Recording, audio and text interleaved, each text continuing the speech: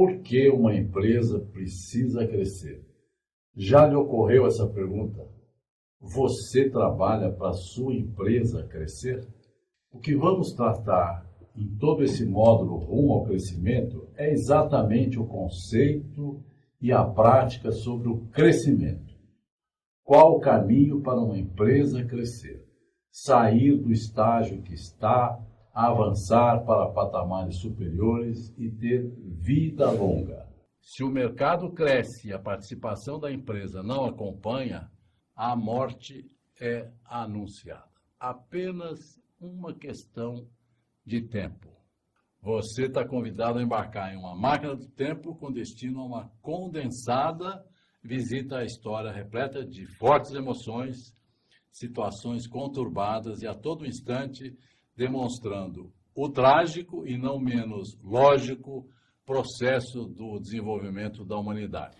Se somarmos a população mundial que vive na miséria, isto é, abaixo da pobreza, com a população pobre, ou seja, todos os que lutam para não caírem na miséria, e que ninguém duvide, doutrinas por poder político e econômico, por domínio de mercado. Fato é que nenhum deles poderia imaginar a polarização que viria a ocorrer por décadas no planeta, as guerras, as crises e ainda a natureza. Enfim, são agentes capazes de transformar o ritmo das coisas e da vida sem pedir o nosso consentimento. Isso muda completamente como se vê a empresa, o seu propósito e o marketing. O design, projeto, logística, propriedade intelectual, know-how e a reputação da marca, as atividades econômicas mudam e tornam-se mais competitivas, mais arriscadas, mais frágeis e mais sofisticadas. As inovações que estão em curso, muitas em plena operação, outras em teste, já é uma amostra do que o século XXI será em pouco tempo.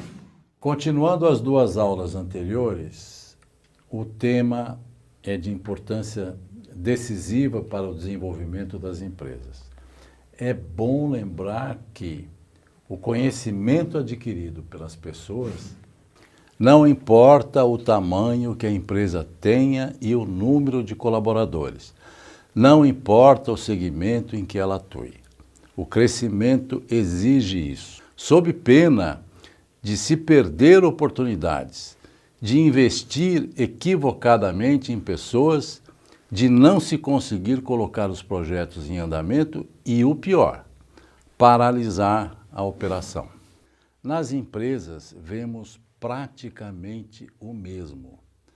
Muitas não duram tanto tempo, enfrentam algum problema que não superam por estarem debilitadas. Ou seja, empresas adoecem como os humanos, ficam enfermas e, quando não são tratadas, geralmente ocorre o encerramento das suas atividades, a morte.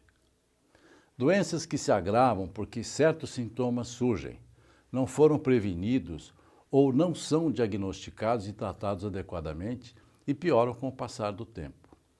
Situações que pegam o empresário desprevenido. Surpresas que podem ser evitadas. É preciso estar preparado para mudar e saber desapegar-se da zona de conforto. Onde estão as oportunidades? Não é fácil ser um empresário, uma vez que tudo muda ao nosso redor. Quando temos que ter os nossos sensores treinados para decodificar todas as mensagens que nos chegam, sejam elas de forma clara, tácitas, ou aquelas que fazem vibrar os nossos sentidos. Os desafios não cessam, seja qual for o ramo de negócios e qual o tamanho do empreendimento. Somos testados a todo instante. Como ficarão as teorias econômicas que conhecemos? Como administrar as nossas empresas e ter lucro com elas? Como identificar e aproveitar as oportunidades? Os padrões estabelecidos no século XX estão sendo desativados.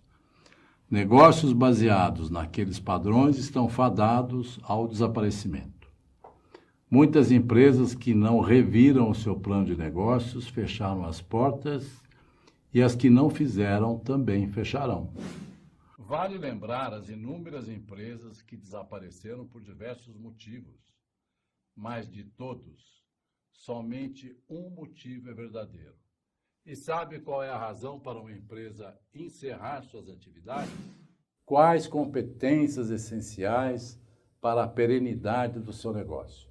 Qual o nível desejado de eficiência da sua equipe? Como anda o pessoal da concorrência? Qual o limite para o crescimento? Há limite? Há um modelo universal?